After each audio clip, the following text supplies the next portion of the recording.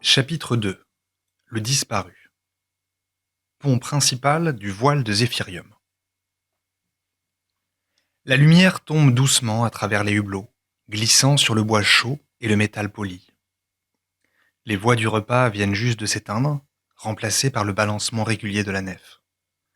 Les bols tièdes, les paniers de pain et les couverts mal rangés jonchent encore la grande table. Aesto ferme le livre de comptes.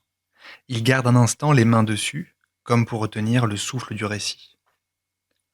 Même maintenant, à son âge, sa voix de capitaine trouve encore le ton juste pour parler de l'oiseau et du vent. Je reste immobile. Les histoires me traversent encore facilement.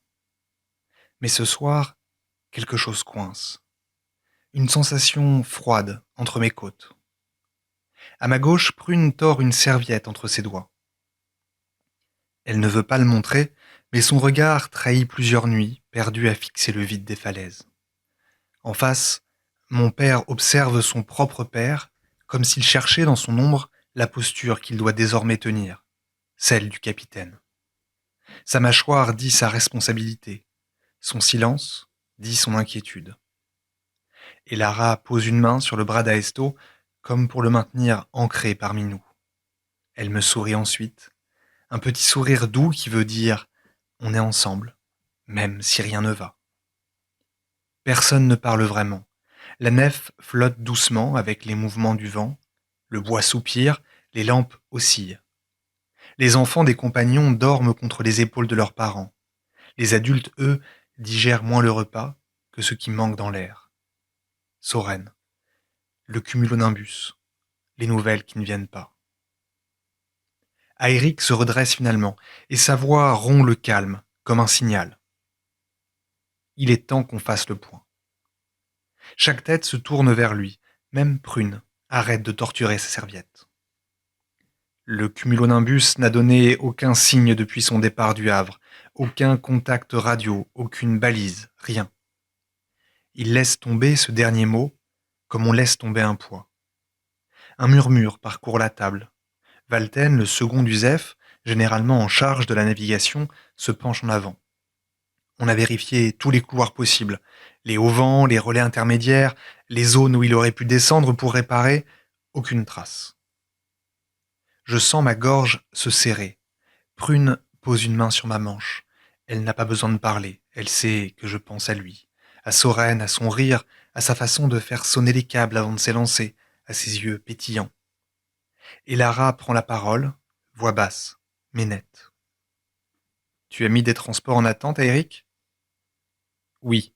Le Zeph a suspendu 3 rotations sur la recherche pour l'instant. Il inspire, lentement.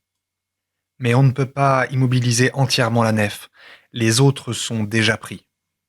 Le Nimbus faisait de la surveillance générale, mais le Havre a besoin que nous reprenions nos activités.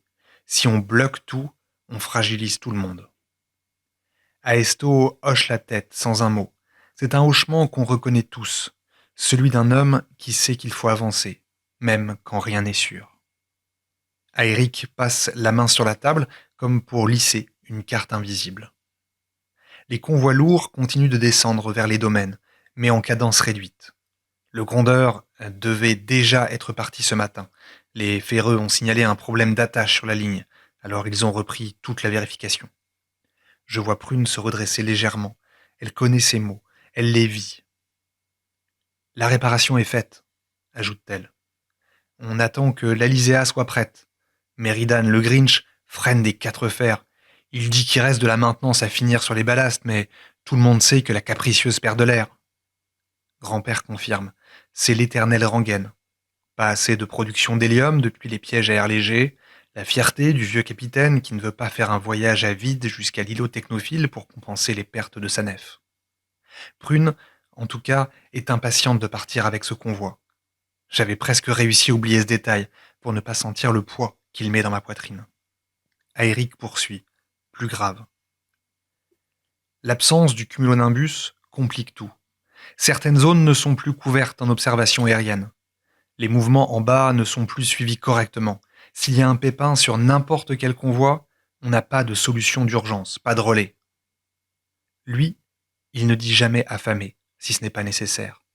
Pas à table. Mais tout le monde comprend. Il enchaîne, sans laisser la tension s'installer. De notre côté, le ZEF ne peut pas rester à quai longtemps. On nous a demandé d'assurer la liaison avec l'îlot, transport de personnel tech et de matériel. On a déjà pris beaucoup de retard, ça ne peut plus durer. Ne fragilisons pas le pacte. Quelques chuchotements autour de la table. Une mission pour l'îlot, ce n'est jamais léger. Et ce n'est jamais négociable. Pour cette raison, continue-t-il, on repart dès demain. Tant que le cumulonimbus n'a pas reparu, nous ne pouvons pas nous permettre de prendre un temps de repos plus long. Il faut qu'on rattrape notre retard et qu'on assure au moins une partie de sa mission. Je sens l'information me frapper comme une rafale. Le ZEF repart, sans doute avant même que Prune embarque avec le grondeur. Aéric me regarde, enfin, directement. Il inspire, puis il m'adresse ce regard qu'il n'utilise qu'en de très rares occasions, celui où il n'est plus seulement mon père, mais le capitaine qui doit penser plus loin que lui-même. Lessia. Sa voix baisse d'un ton, pas pour être douce, pour être juste. Je redresse la tête, instinctivement. Tu sais ce que je vais te dire. Tu le sais depuis des semaines. Il pose ses doigts sur la table comme s'il traçait une ligne invisible. Le ZEF aura besoin d'une nouvelle apprentie. La place est pour toi.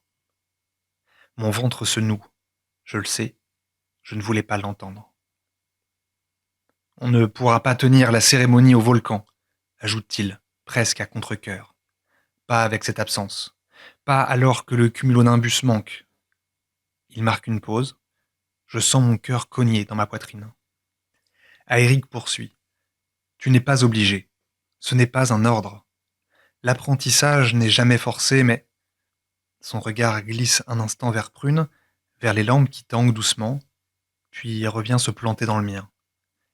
Si tu veux ta place à bord, si tu veux apprendre vraiment, il faudra te décider avant notre départ de demain. Après, le rythme sera trop fort, je ne pourrai plus t'intégrer comme il faut, je ne sais pas quand on va revenir. Je déglutis. Il continue sans dureté, mais sans marge. Le ZEF est ta maison. Mais être de la maison ne suffit pas.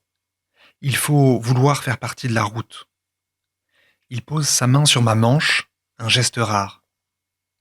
Tu peux choisir d'attendre. Rien ne t'y oblige, Lessia. Mais sache une chose, ce départ-là ne reviendra pas. Il se redresse, comme si de rien n'était, mais je vois la tension dans sa mâchoire. Ce n'est pas une menace, c'est un constat. Hériter chez les overnautes, ce n'est pas recevoir, c'est dire oui, au moment où le monde bascule. Je déteste quand il parle comme si tout était déjà décidé, parce qu'il a raison. La conversation se disperse ensuite en morceaux, les prochains départs, la montée programmée au mât Eiffel pour recharger les cuves d'hélium, la gestion du stock d'air léger, les rails trop froids, les couloirs instables, le peu de nouvelles qui circulent. Je n'écoute qu'à moitié. Un autre son s'impose à moi, celui du vent qui tourne brusquement autour de la coque. Un courant plus sec, un de ceux qui annoncent les décisions. Je sens en moi quelque chose qui se met en place, pas un courage héroïque, plutôt une certitude simple, ancrée dans le ventre. Je veux chercher Soren. Je veux comprendre ce qui est arrivé à la nef. Je veux être utile. Je veux faire partie de ceux qui tiennent la route, pas de ceux qui attendent. Être apprenti, ce n'est pas juste apprendre les gestes, c'est tenir debout quand les autres vacillent. Le ZEF respire autour de nous. Ses voiles frémissent, ses lampes tanguent. Il attend, moi aussi. Et quelque chose me dit que la route va bientôt s'ouvrir, même si le vent, ce soir, souffle comme quelqu'un qui ne veut pas tout dire. Les bâtiments familiaux sont calmes ce soir, trop calmes. Une grande partie des compagnons du ZEF est repartie chez eux. L'escale est déjà trop courte, chacun s'est empressé de partir retrouver sa famille. Le ZEF a été laissé à Eric, seul, là-haut, à veiller sur la nef comme on veille sur une bête inquiète. Même le vieux mât d'amarrage semble retenir son souffle. Je pousse la porte de notre petite chambre. Le bois grince doucement. L'odeur familière d'huile chaude et de cordes séchées flotte encore dans l'air. Nos deux lits étroits sont accolés au mur, sous la fenêtre, où on aperçoit les ombres des voiles du Zef, suspendues au-dessus du bâtiment, comme des ailes au repos. Prune est déjà là. Assise sur son lit, les genoux ramenés contre elle, son noyau ferreux soigneusement roulé à côté. La lampe suspendue balance légèrement, dessinant un carré de lumière sur ses joues fatiguées. « Tu fais peur quand tu marches comme ça ?» dit-elle, sans lever les yeux. Je ferme doucement la porte derrière moi. « Pardon. » Elle relève enfin la tête. Son regard noisette accroche le mien. Une seconde, on dirait qu'elle va sourire. Une seconde seulement. « Il paraît qu'on part toutes les deux demain ?» murmure-t-elle. Je m'assois sur mon lit.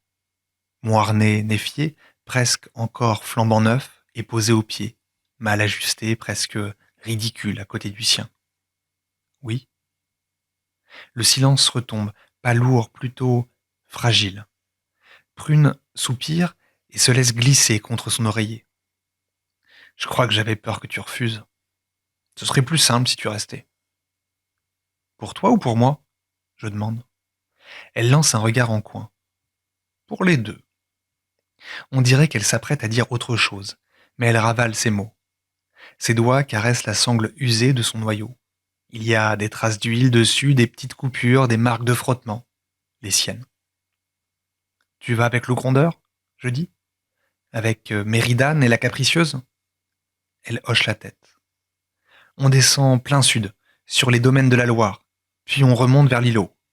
Si tout va bien, on croisera l'Amberlume quelque part sur la ligne est-ouest. La voix de Prune se fait plus douce, presque enfantine. Maman doit être dessus. Peut-être qu'on se verra.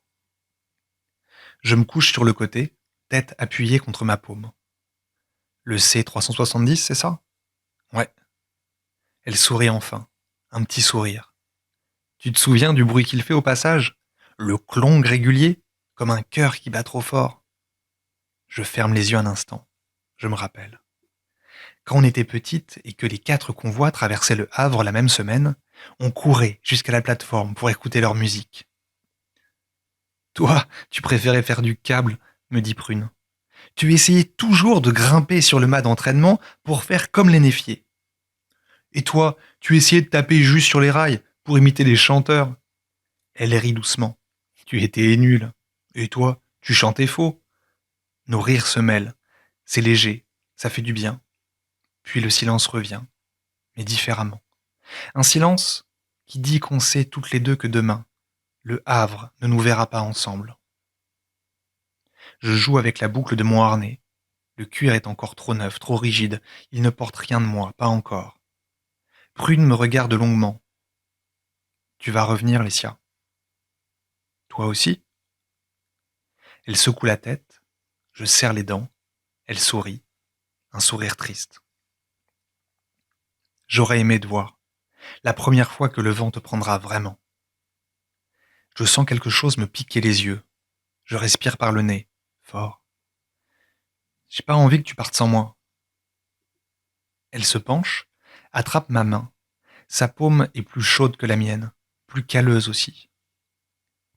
On part dans 2 directions. Elle serre un peu plus fort. Mais on part pour la même raison. Sorène ? Elle hoche la tête. Sorène. Le vent souffle contre la fenêtre, comme pour approuver. Le zef craque au-dessus du toit.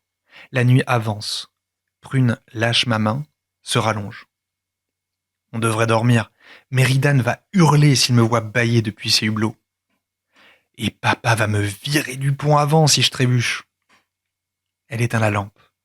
Le noir nous enveloppe. La chambre retombe dans le silence. Juste nous deux. 2 sœurs, séparées par le jour qui vient, mais liées par tout ce que le vent n'a pas encore emporté.